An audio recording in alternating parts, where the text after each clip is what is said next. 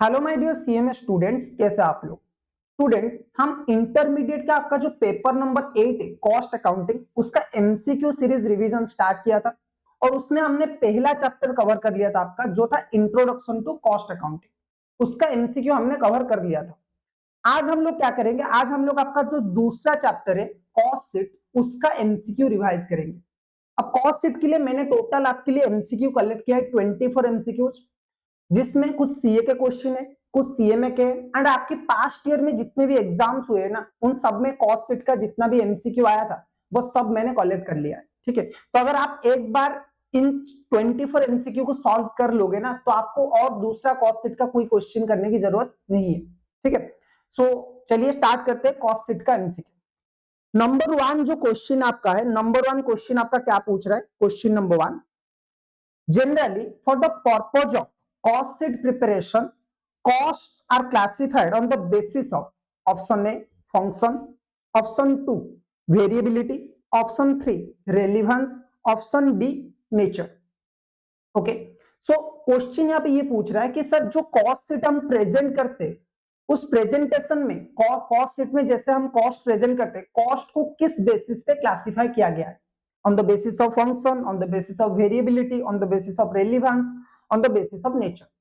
तो यहाँ पे बहुत ही सिंपल आंसर है। जो जनरल कॉस्ट स्टेटमेंट होता है ना, जो जनरल कॉस्ट शीट होता है, जो सब जगह चलता है, जिसे स्पेसिफिकली आपने डिजाइन नहीं किया है, उसका जो क्लासिफिकेशन होता है वो बाय फंक्शन होता है। On the basis of function हम लोग क्या करते हैं, पहले प्राइम कॉस्ट ले लेते हैं, जितने भी डायरेक्ट कॉस्ट है, direct labour, direct material, direct labour, direct expenses, उसको निकाल के हमारा प्राइम कॉस्ट आ जाता है। फिर प्राइम कॉस्ट में हम लोग फैक्ट्री ओवरहेड ऐड करते हैं, उसके बाद हमारा फैक्ट्री कॉस्ट आता है, उसमें हम एडमिन ओवरहेड ऐड करते हैं, हमारा कॉस्ट ऑफ प्रोडक्शन आता है, उसमें हम सेलिंग डिस्ट्रीब्यूशन ओवरहेड वो सब ऐड करते जाते हैं। तो यहाँ पे सही जो आंसर है वो है option a function. Okay, function wise classification होता है कॉस्ट शीट के प्रेजेंटेशन में। दूसरा क्वेश्चन पूछ रहा है, which of the following does not form part of prime cost? इनमें से कौन सा प्राइम कॉस्ट का पार्ट नहीं होगा? ठीक है, इनमें से कौन सा प्राइम कॉस्ट का पार्ट नहीं होगा? आपको पता है प्राइम कॉस्ट में कौन कौन से आते हैं sir? Direct material, direct labour, direct expenses, ये तीनों को मिला के हमारा बनता है प्राइम कॉस्ट। अब डायरेक्ट मटेरियल मतलब मटेरियल रिलेटेड जितने भी कॉस्ट है वो सब कुछ आएगा। लेबर रिलेटेड भी वही, डायरेक्ट लेबर मतलब डायरेक्ट लेबर रिलेटेड जो जो भी खर्चा है वो सब आएगा। एंड डायरेक्ट एक्सपेंसेस जितने भी आपके हैं वो सब कुछ आएगा।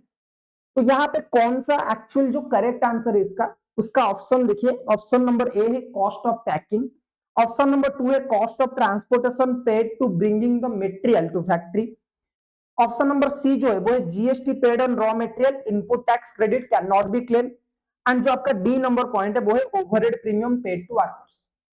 तो यहाँ पे जो करेक्ट आंसर है, करेक्ट आंसर वो होगा ऑप्शन नंबर ए, आपका है packing, cost of the packing. ठीक है, कॉस्ट ऑफ पैकिंग आपकी प्राइमरी आपकी प्राइम कॉस्ट में नहीं आएगा। फिर चलते क्वेश्चन नंबर 3। क्वेश्चन नंबर 3 आपका क्या बोलता है, A limited receive an order for which it purchase special frame manufacturing, it is a part of, देखो A limited receive an order, A limited ने एक ऑर्डर रिसीव किया जिसके लिए उन्होंने क्या किया, एक स्पेशल फ्रेम परचेज किया है फॉर मैन्युफैक्चरिंग, मैन्युफैक्चरिंग के लिए जो ऑर्डर है उसकी मैन्युफैक्चरिंग के लिए एक स्पेशल फ्रेम परचेज किया है। तो ये जो कॉस्ट होगा स्पेशल फ्रेम का, ये कौन सा एक्सपेंसेस या फिर किसका पार्ट होगा? तो इसका सिंपल सा पॉइंट है, ये होगा आपका डायरेक्ट एक्सपेंसेस। डायरेक्ट मटेरियल है, डायरेक्ट एक्सपेंसेस है, फैक्ट्री ओवरहेड है, एडमिन ओवरहेड है। तो ये जो आंसर होगा इसका वो होगा बी, डायरेक्ट एक्सपेंसेस। फिर बोल रहे सैलरी, क्वेश्चन नंबर 4 क्या बोल रहा है, salary paid to plant supervisor is a part of which expenses? Okay, salary paid to plant supervisor is a part of which expense? Direct expenses, factory overhead, quality control cost, administration cost। तो यहाँ पे जो question होगा वो होगा, अब यहाँ पे जो आंसर है वो है factory overhead. Salary paid to plant supervisor is a part of factory overhead. Okay, चलो उसके बाद आपका क्वेश्चन नंबर 5 आ रहा है। क्वेश्चन नंबर 5 क्या बोल रहा है, depreciation of directors laptop is treated as a part of which expense? Director की जो लैपटॉप है उसके ऊपर जो डेप्रिसिएशन जाता है वो कौन सी एक्सपेंसेस में आता है? Number 1 administration overhead, number 2 factory overhead, number 3 direct expenses, number D research and development expenses. देखो डायरेक्टर की जो सैलरी होगा वो भी एडमिनिस्ट्रेशन ओवरहेड में आएगा, क्योंकि वो ऑफिस में काम करता है और उसके जितने भी ऑफिस में आइटम्स है वो सारे के सारे ऑफिस एक्सपेंसेस में आएंगे। तो यहाँ पे जो राइट आंसर होगा वो होगा एडमिनिस्ट्रेशन ओवरहेड। क्वेश्चन नंबर 6 में चलते। क्वेश्चन नंबर 6 क्या बोलता है? A manufacturer has set up a lab for testing of the product for compliance with standard. Salary of this staff are part of which expense? देखो बोल रहा है कि एक मैन्युफैक्चरर था जिसने एक लैब सेट किया for testing of the product testing के लिए लैब उसने सेट किया और उसमें कुछ स्टाफ से, ठीक है, और कॉम्प्लायंस स्टैंडर्ड जो होता है ना, जो गवर्नमेंट के या फिर कुछ लॉ, उस कंट्री के लॉ के कंप्लायंस के हिसाब से जो स्टैंडर्ड है उसे मैच करने के लिए, उसे टेस्टिंग करने के लिए कुछ एक लैब सेट किया और लैब में कुछ लोगों को वो सैलरी दे रहा है, कुछ स्टाफ है। तो जो सैलरी का, जो स्टाफ का सैलरी है वो कौन सी एक्सपेंसेस में आएगा? तो यहाँ पे जो आंसर होगा वो होगा बी, क्वालिटी कंट्रोल कॉस्ट। ठीक है। क्वेश्चन नंबर 7, क्वेश्चन नंबर 7 क्या बोल रहा है? Audit fees paid to auditor is a part of which expense? Audit fee जो हम ऑडिटर को पे करते हैं वो कौन सी एक्सपेंसेस में आएगा? देखो, administration cost, production cost, selling and distribution cost, not shown in the cost sheet. इनमें से जो करेक्ट ऑप्शन है वो है एडमिनिस्ट्रेशन कॉस्ट। अब स्टूडेंट्स, आप अगर इनकी जो क्वेश्चन पैटर्न है ना, अगर आप ये क्वेश्चन पैटर्न एक बार स्टडी करोगे तो इसमें आपको उस टाइप के क्वेश्चन, इसमें आपको उस टाइप के क्वेश्चन पूछेगा जैसे कि कॉस्ट शीट के अंदर कौन सा एक्सपेंसेस आएगा, कौन सा एक्सपेंसेस नहीं आएगा, या फिर कोई छोटा मोटा कैलकुलेशन भी पूछ सकता है जैसे कि कॉस्ट ऑफ द प्रोडक्शन कैसे कैलकुलेट होता है। आपको बहुत सारी चीजें दिया होगा, आपको बोलेगा कि कॉस्ट ऑफ गुड्स सोल्ड निकालिए, तो या तो कुछ कैलकुलेशन वाला क्वेश्चन आपका पूछ सकता है, या फिर ऐसा कोई क्वेश्चन पूछेगा कि ये जो पर्टिकुलर एक्सपेंसेस है ये कॉस्ट शीट में की कौन सी हेड में आएगा, या फिर ये कॉस्ट शीट में आएगा या फिर नहीं आएगा। तो आपको कॉस्ट शीट का जो पूरा फॉर्मेट है उसे अच्छी तरीके से पढ़ना होगा अगर आप ये क्वेश्चंस करना चाहते हो। ठीक है, move to next question. Salary paid to factory store staff is a part of which expense? Salary paid to factory store staff is a part of which expense? Factory overhead, production cost, direct employee cost, direct material cost. So correct answer is factory overhead. Okay. उसके बाद हम लोग चलते हैं next में। Canteen expenses for factory worker are part of which expenses? Factory worker की जो canteen expenses है वो कौन सी कॉस्ट में आएंगे आपका? ठीक है, तो यहाँ पे भी ऑप्शन वही है, factory overhead, administrative overhead, marketing cost, none of the above. So correct answer is factory overhead. Okay. A company pays royalty to state government. A company state government को रॉयल्टी पे कर रहा है on the basis of the production. अब ये कौन सी expenses में आएगा? देखो, direct material cost, factory overhead, direct expenses, administrative cost. So the correct answer is direct expenses. Okay. Primary packing is a part of which expense? Primary packing जो होता है वो कौन सी एक्सपेंसेस का पार्ट होता है? Direct material cost, production cost, selling overhead, distribution overhead. तो यहाँ पे जो आंसर होगा वो करेक्ट आंसर होगा production cost. Okay. Directors remuneration and expenses is a part of which? अभी अभी मैंने बोला था कि डायरेक्टर का जो सैलरी है एंड उसका जो भी एक्सपेंसेस है वो सारे के सारे सिर्फ एक ही ओवरहेड में आएंगे और वो है एडमिनिस्ट्रेशन ओवरहेड। अच्छा स्टूडेंट, जो पहला चैप्टर था उसमें मैंने क्वेश्चन आपको, पहला जो चैप्टर था इंट्रोडक्शन, उसमें मैंने क्वेश्चन किया था, अब वही क्वेश्चन यहाँ पे भी है। Prime cost plus variable overhead are part, prime cost plus variable overhead is known as dash. अब मैंने गलती से वहां पे क्या किया था, गलती से मैंने बोल दिया था कि ये फैक्ट्री कॉस्ट होगा, लेकिन ओरिजिनल इसका जो आंसर होगा, बाद में मैंने जब वीडियो देखा खुद का तो मुझे लगा कि ये मैंने गलती कर दिया है, तो उसका जो राइट आंसर होगा वो होगा मार्जिनल कॉस्ट। यहाँ पे फैक्ट्री कॉस्ट नहीं होगा। प्राइम कॉस्ट में आपका क्या आता है? Direct material, direct labour, direct expenses. उसमें अगर आप सारे के सारे वेरिएबल ओवरहेड ऐड कर लोगे ना, हाँ, अगर ऐसे लिखा होता कि वेरिएबल फैक्ट्री ओवरहेड तो हम बोलते फैक्ट्री कॉस्ट, लेकिन यहाँ पे लिखा हुआ है सिर्फ वेरिएबल ओवरहेड, यानी कि वो वेरिएबल एडमिनिस्ट्रेशन ओवरहेड हो सकता है, वेरिएबल सेलिंग ओवरहेड हो सकता है, वेरिएबल फैक्ट्री ओवरहेड भी हो सकता है। तो जितने भी वेरिएबल ओवरहेड है अगर वो प्राइम कॉस्ट के साथ ऐड हो जाते तो उनका जो कॉम्बिनेशन आएगा उसे हम बोलेंगे मार्जिनल कॉस्ट। तो आपको ये चीज याद रखना है कि ये जो राइट आंसर है इसका, ये है मार्जिनल कॉस्ट, ऑप्शन बी। सही है, चलो सर। उसके बाद चलते हैं क्वेश्चन नंबर 14। क्वेश्चन नंबर 14 क्या बोलता है? Which of the following item is not included in the preparation of the cost sheet? इनमें से कौन सा कॉस्ट शीट के कैलकुलेशन में नहीं आता है, कॉस्ट शीट प्रिपरेशन में नहीं आता है? Purchase return, carriage inward, sales commission, interest paid. तो इसका करेक्ट आंसर है इंटरेस्ट पेड। सही है। उसके बाद चलते question number 15, warehouse expenses is an example of which warehouse expenses is an example of which overhead. देखो warehouse expenses कौन सी ओवरहेड का एक एग्जांपल है? Production overhead, administration overhead, selling overhead, distribution overhead. इसका जो correct answer है वो है डिस्ट्रीब्यूशन ओवरहेड। ओके। उसके बाद आपका आता है लुब्रिक the which of the following is not treated as manufacturing overhead.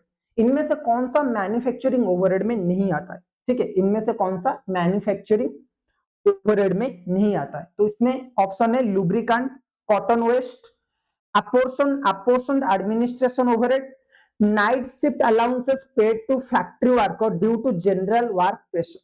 ठीक है, तो क्वेश्चन नंबर 16 जो है उसका आंसर होगा D, night shift allowances paid to factory worker due to general work pressure. ठीक है, ओके। उसके बाद चलते हैं क्वेश्चन नंबर 17। ओके, एक minute.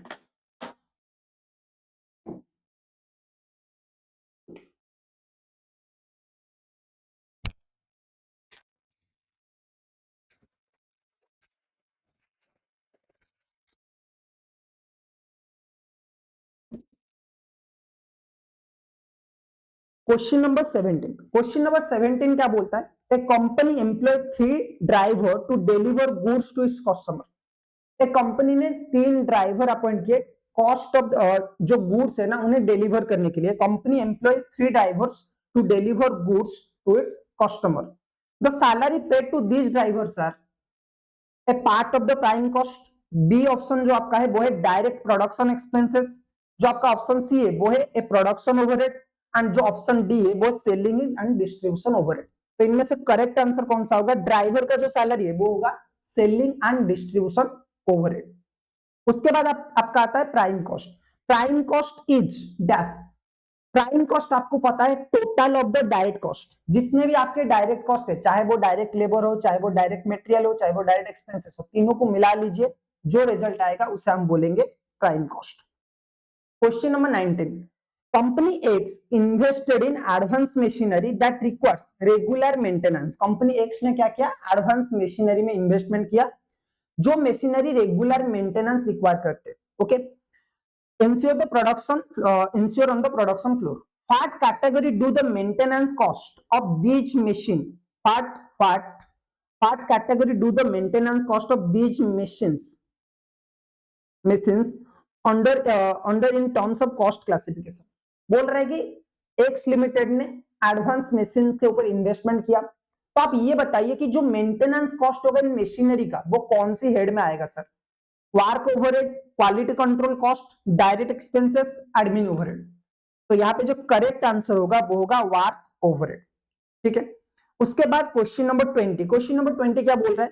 Company has a cost of goods sold off 50,000। Cost of goods sold कितना है? 50,000। Opening stock of finish goods कितना है? 10,000।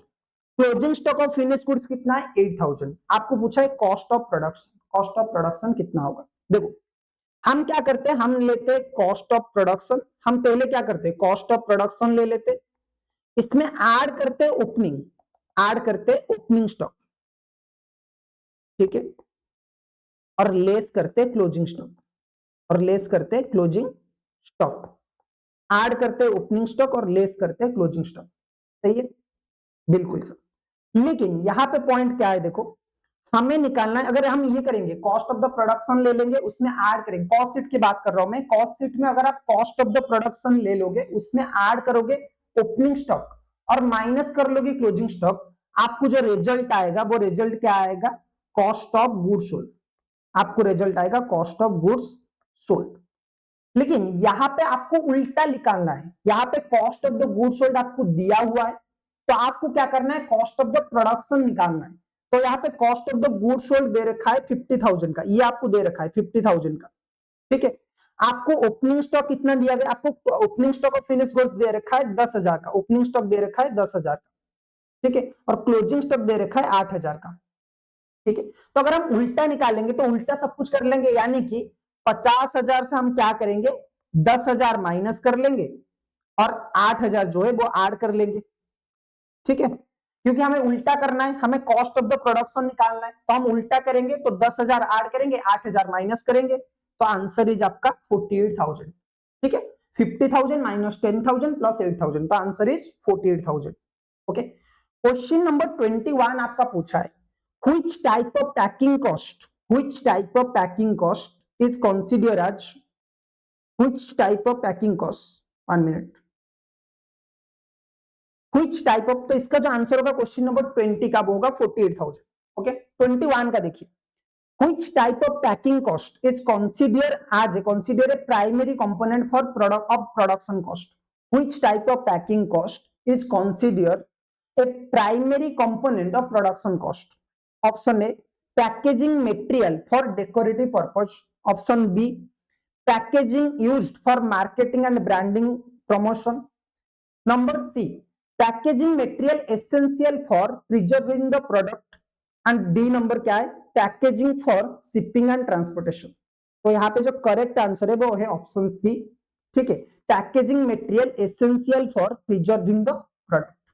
ओके, उसके बाद आपका 22 नंबर क्वेश्चन देखते हैं। 22 नंबर क्वेश्चन क्या बोल रहा है, which expense is likely to be shared between administration overhead and selling overhead? इनमें से कौन सा expenditure admin overhead and selling overhead दोनों में डिवाइड होगा? ठीक है, option A, cost of the manufacturing of raw material. Option B, salary of the production manager. Option C, rent for premises housing both the sales department and administrative offices. ठीक है, अगर कोई sales department and administrative department एक ही building को use कर रहे तो उसका जो रेंट आएगा वो आप क्या कर सकते हो, सेलिंग एंड एडमिनिस्ट्रेशन डिपार्टमेंट में डिवाइड कर सकते हो। Legal fees, lawsuit on related to company operation. तो इसका जो करेक्ट आंसर है वो है option number C, rent for premises housing both the sales department and administrative office. Okay, question number 23। Question number 23 क्या बोल रहा है, how is the opening stock of WIP adjusted in factory और work cost calculation? Cost sheet में opening WIP का क्या treatment होता है? अब हमें बहुत आसानी से पता है कि जो फैक्ट्री ओवरहेड आएगा उसमें आपको क्या करना है, opening stock of WIP add करना है और closing stock of WIP minus करना है। तो इसका जो करेक्ट आंसर होगा, it is added to factory और work cost. Question number 24। Question number 24 क्या बोल रहा है, which of the following does not form part of prime cost? यहाँ पे ऑलरेडी हमें दे रखा है, इनमें से कौन सा, ये क्वेश्चन ऑलरेडी हमने डिस्कस कर लिया तो यहाँ पे गलती से दिया है, इनमें से कौन सा प्राइम कॉस्ट का पार्ट नहीं है, और हमें पता है वो है कॉस्ट ऑफ पैकेज। ठीक है, तो स्टूडेंट्स ये था कॉस्ट शीट का टोटल MCQ, 24 MCQs थे। होपफुली आपको ये MCQs पसंद आए होंगे। अगर पसंद आए तो वीडियो को एक बार लाइक कर लीजिए। 2 चैप्टर ऑलरेडी हमने कवर कर लिया है, जो तीसरा चैप्टर है वो बहुत जल्दी हम लोग कवर करने वाले हैं। सीक्वेंशनली हम हर एक चैप्टर को अपलोड करते जाएंगे। आपको कुछ नहीं करना, आपको ये वीडियोस को बार बार देखना है, सो दैट ये जो MCQs है ये आपके दिमाग में फिट हो जाएंगे और आराम से आप अपने बुक से या फिर अदर कुछ भी बुक से, CA बुक से या फिर CMA बुक से MCQ कर सकते हैं।